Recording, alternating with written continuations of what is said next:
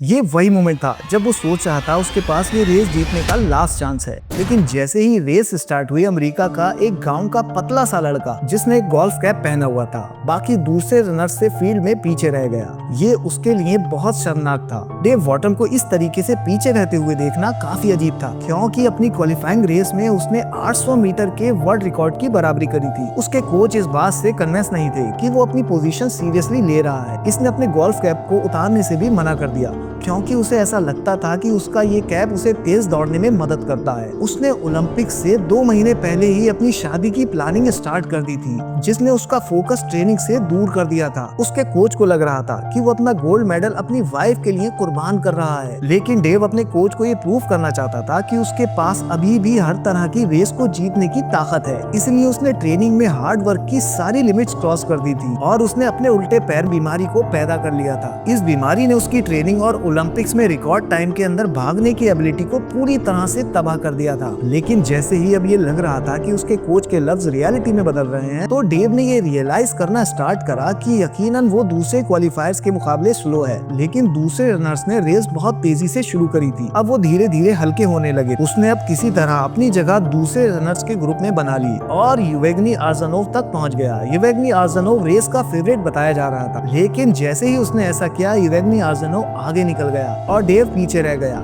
Dave के उल्टे पैर का घुटना जल रहा था और ये घुटना इतना कमजोर भी हो गया था कि जैसे वो किसी भी टाइम पर गिव अप कर सकता है। लेकिन वो मेडल जीतने का कोई भी चांस नहीं छोड़ सकता था। वो रनर्स के ग्रुप से बाहर निकला।